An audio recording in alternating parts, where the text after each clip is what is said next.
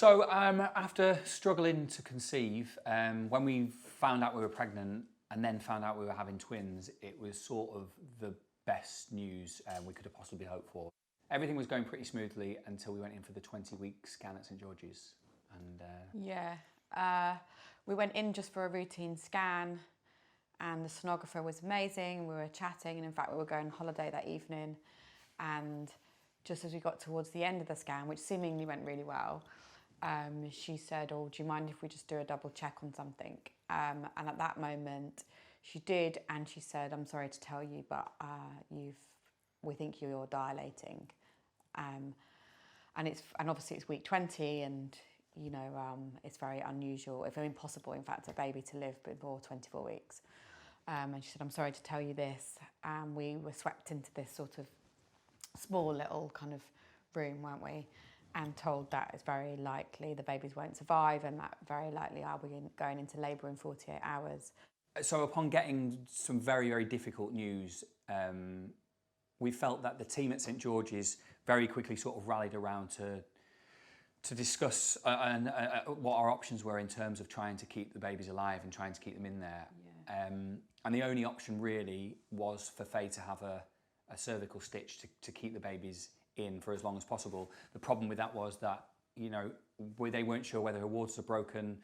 It's never really been done for multiple pregnancies. Well, I don't think it's common. The statistics to say that single birth pregnancies it has worked for, but there's not enough research to show that it will keep multiple pregnancies in. So twin birth, the likelihood was that they still wouldn't survive, but it was the only chance we had. And I think after lots of back and forth with Asma and a team, we collectively decided that we'd go for the stitch given the risk, because even though it could be dangerous in terms of infection or it could trigger a birth, we had no other options really. The babies were going to die without it. So. Yeah. I think what was great, what they did for us, is we weren't just told what was going to happen and what we should do. We were part of the conversation. They gave us the pros and cons of each version of the possible outcome and allowed us to be part of that. And I thought that felt very reassuring. And it's a seriously intense experience, being in hospital for 2 months. Also, weirdly, I mean, I was ill, but I wasn't ill. So I was basically sitting in bed, and that's all I was allowed to do. Praying, hoping and praying, basically. Hoping and praying and Tom would come and deliver me food to feed me and the babies. And the midwives would look after me and entertain me. The midwife team were incredible, really, weren't they? Absolutely. They became friends, confidants, counsellors, as well as doing their job of looking after Faye physically, and everybody else who's on that ward. They kept us sane. Well, also I thought that they were great with you, because in some ways, I mean, it's sort of weird, but in some ways it's sort of easier, I felt anyway in my experience, for the woman, because it was happening to me. So it felt like you were doing something because it was happening to me, whereas Tom, I felt like you just had to watch and be part of those decisions. And I felt like there was a few times where, of course, it was very difficult for you. And the midwives were really brilliant at spending time with you, not just me and you, or not just me.